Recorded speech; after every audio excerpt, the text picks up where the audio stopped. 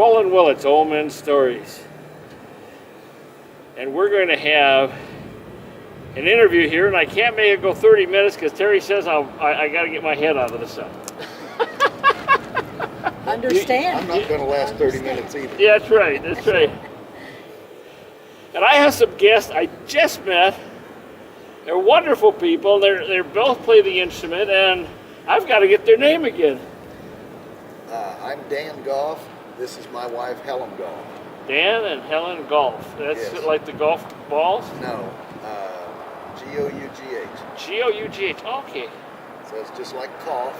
Cough. Put a G on it. Oh, okay. Pronounce it Gough. Gough. Oh, okay. And I know you're from Kansas. Kansas. We're from Kansas. And what part of Kansas? We live northwest of Wichita, about 40 miles. Okay, so you're okay. Okay. I placed it in my little map brain. Okay. I have little maps, and Terry says, you know, when she has to find stuff by directions, you go to the store here, and and you go to the fire hydrant here, and I have this map. She says, you got this map in your mind. You do too, right? I understand that. Yes. It works better if I have a map in my mind. Isn't it? Yes.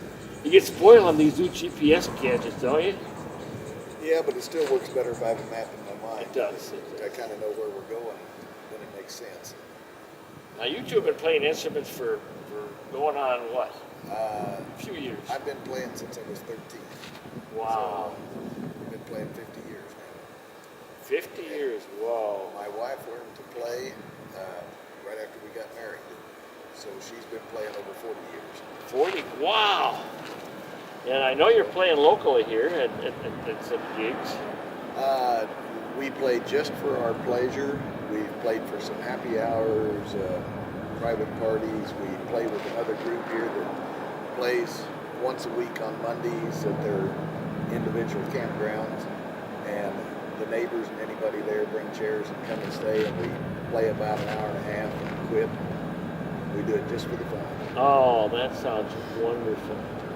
So They have jams up the wazoo here, and they're all awesome. there's lots of people that perform here, and lots of different abilities and talents, and it's fun to go watch them. Oh, yes, I came here at the Bonanza. See, I am a storyteller, and I love to find people with stories. And one of the instrument people always have traveled and seen a little more than people than others, and they have cool stories because they're people watchers. You know, people think they're watching them, but they don't know the real truth. You're watching the audience, are you? Yeah. Yes, you notice lots of things in the audience when you play. And I'm not sure exactly what you're searching for today. I'm not searching for anything. I'm just meeting wonderful people. When I grew up, my dad was a fiddle player, so it was required that everybody played. And we played every Saturday night for 3 years straight. And Wow. during that 3-year time, we played every other Friday night. And this was at home or At home in southeast Kansas. And we played at an old schoolhouse every other Saturday night. We played at Hume, Missouri on every other Friday night. We had lots of places to play. You said a place in Missouri? Yeah, Hume. So you're close to Down. Missouri. Where I grew up was close to Missouri, down in the southeast corner of Kansas, Oh, where okay. the Ozarks run into Kansas right there. Yeah, they do. So we played all the time. Yeah, you saw lots of things. I learned to play my guitar. Essentially, I saw he was a great big old guy that was a Flint Hills cowboy. Played the tenor guitar, and I learned it with my family, but that's what really gave me the inspiration to want to play that tenor guitar. Oh, that is really cool. And my wife learned to play a tenor after we got married, and then we found a rhythm guitar for her to play. And over the years, we've just collected lots and lots of guitars. Oh, so your guitar, and now you're pulling that vehicle, and where do all your guitars set? Probably back in Kansas, a lot of them, right? A lot of them are there, or there's a set in Oklahoma with our son, and there's a set with us. Yep. we have them kind of different places we play, so you don't have to haul them around all the time. That's right. It's a toughie. I have the RV here, and I started with a guitar, and I said, she says, one. I love hats, so I got 10,000 hats. One guitar. That's it. So how many do you let them have? Total? Here, no, when you're carrying them. We don't have enough space for all of them, so we each have a guitar, and then we brought the mandolin. So you got 3 instruments. So you're depriving yourself and going and having withdrawal symptoms probably. You can only play one at a time. Anyway. That's true. That's true. You can only play one, and then there's other people that play here, and you just learn different things. So you kind of get along with whatever you have, and you pick the one you like playing the best, and bring it with you. So Our kids play too. Yes. My dad was a fiddle player, and he's gone now, and our son plays and sounds just like him. That's so nice. And it skipped a generation, of course. It seems like it always just joking. did. My dad's grandfather played, and then the next generation didn't play. Then my dad did. The next generation didn't play violin, the fiddle, Yeah. and then the next. It seems like every other generation Wow. they Yeah. played. Well, you always got to do So- the opposite of what your dad did. And there's been family bands for 1, 2, 3, 4. There's been 5 generations. At that I know least that 5. played in their At bands, least 5. family bands. Wow. Both of our kids play. Our daughter's a piano player, and our son's our fiddle player. Oh, So, man, that's But nice. we didn't play every Saturday night growing up. We slowed that down, and so our kids got to do some other things. But they played for programs, and first program we ever played for was at Apollo Towers in Clay Center, Kansas, and it was an assisted living type facility where Right. older people played. We played there, and there were probably over 100 people Wow. that were there, and Eric couldn't Eric see was- over the speakers. Eric was probably 10 years old. He couldn't see over the speakers. Oh, But those people, they didn't come to see Helen and I. They come to see the kids. isn't that true always? And he played well enough that they really liked him. And, 10 years later, he came home from the Air Force, He was on leave for Christmas. Right? and he said, I asked him, I said, what do you want to do? And he said, I'd like to play at Apollo Towers one more time. Right. So we called him, and it had 1 day's notice, and they set it up. And in that 10 years, a lot of people had passed away, and there was a crowd of about 50 people, about half Right. of what it used to be. But there's a little old lady that sat on the front row that was behind him, Right? and she had a little recorder she'd hold like this, and she'd record that, and then play that tape until we came back and she could make a new one. Oh, And the very first night, she came up there and she had Eric come down, and he was just the height. She couldn't have been much more than 5 feet tall, and she could hug him straight on. Well, on the last time we went, we played. She was still there. She still had her recorder, and so the program was over. And he's a little over 6 feet tall, so he had to come out because she didn't want her tripping over the cords and stuff. And he had to lean down so that she could give him his hug. oh, wow. And That's super she special. passed away about 3 months after.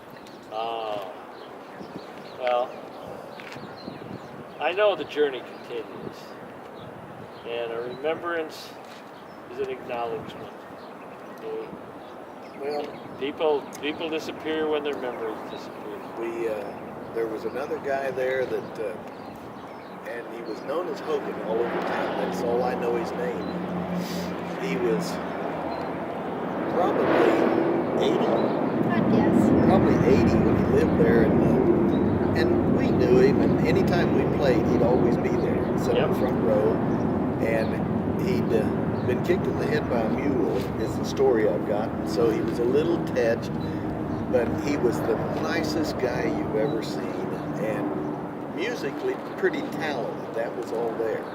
But he'd come when we played, and the first night we saw him at Apollo Towers, he wasn't there the first time we played, but a couple years later he was there, and he said that we told him we were going to play train songs, and we played Wabash Cannonball, and he was sitting on the front row right in front of the speaker.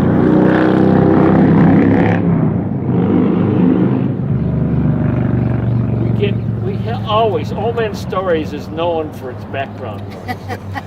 Well, Hogan sat on the front row, and when I told him we were going to play Wabash Cannonball, he wanted to know if he could put the whistle in it like Boxcar Willie. I said, well, sure.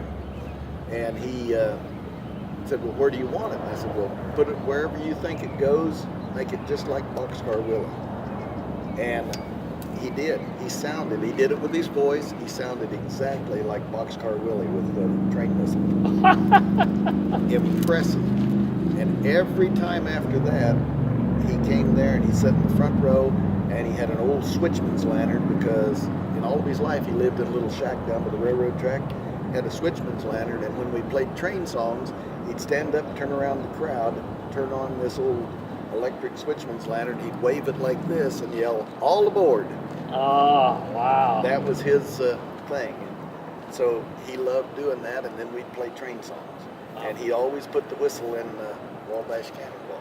So he was a unique character, and he lived in this shack without much heat for years and years and years. And the first night we saw him at Apollo Towers, he sat down with us, and he leaned over and he says, "You know, they have hot and cold water here." That impressed him more than anything. He'd never had hot water in his life. Oh, wow. So it was a unique experience. You It meet a is. lot of neat individuals. You do when you're out singing it. You just meet the glorious people. Yeah, he was a neat person, neat person. Isn't it? We met lots of them there. There's very few of them still alive from that era, but some of them. Hey, And we're the era now. we are. But one of the ladies that was there, she'd call us to come play, and her son and I were friends. He's a little older than I am, but we played at her 100th birthday party 3 years ago, Wow. and she's still alive. So Well, I hope I'm playing at my mother's 100th birthday. She's 97. She's still vital. That's great. Cool, yeah. That's great. well, so those are some of the things we've done. Other than that, we've kind of played here and there for entertainment purposes only, and we at the park we're moving to next year, we played at their happy hour, and it was a big gathering, a going away party happy hour. And what we play is all old country from the 40s, 50s, 60s, a little bit of 70s. Not much newer than that. That's the era we grew up in and learned, and so that's kind of where we're at. Oh, okay. And most of the stuff we pick up and learn now is still from that era. I just played Hank Williams C last night. Those are good We ones. like Hank Williams Sr. We just learned some Hank Snow stuff. Wow. But there's a lot of Hanks there. Most of them were pretty good. We do some Hank Thompson stuff. Some I Hank Snow love stuff, it. Hank I love Williams. There's some neat songs out there. And I kind of picked the ones that fit my voice, and if they didn't, then I didn't worry about them. So not very many people have the range that some of the professionals have, and so you kind of pick the ones you that pick work, the ones you like. that like and work. And if they don't sound very good, pretty soon you just don't do them. That's right. That's right. So do some of the Porter Wagner stuff. Okay. I really like him. He had a tremendous voice. So that's kind of us in a Okay. nutshell. And we're both retired. We live Now in now you don't Kansas. have much time. Isn't that the truth? Isn't it true? It's like my dad told me before he passed away. He says, the problem with this retirement is there's no days off. There's no days off. That's right. And 24/7. There's something going on in my life too. We've first year we've come to the valley here in Apache Junction, so we didn't know what we'd do, but I don't know where all the time went. We've Well- been here 3 months, and we're ready to go home tomorrow, and That's right. Well, you know someone's going to interview you out in the middle of a parking lot. I didn't know that this morning. Yes, isn't that something? Sort of surprises in this world. And also you became a member of the Old Men Stories family. And we are getting bigger and bigger. You just look at us on the web, right behind you there. It'll be in the video, Old Men Stories. You got the card, right? No. I'll give you a card. I'll give you a card before you leave. Look it up, and you will join the family. And we have a whole bunch. We have Old Men Stories and Old Men Stories Opry. Okay. And Old Men Stories Opry is all about music, and we have people from all over the world that join us and sing and have fun. And Old Men Stories is about everything. What us professional singers, I sang once, what our professional, what us professionals do is we bring people to tell stories, their life stories. That's what Old Men Stories is about, is teaching people how to enjoy telling stories about themselves. And music is a good tool to do that. So that's why I'm around recruiting singers to help me on my quest to work with everyone on our all 6 billion people and help them learn how beautiful they are and the stories they all tell. So thank you for joining the family. We will talk to you later, and we have to take off to head somewhere.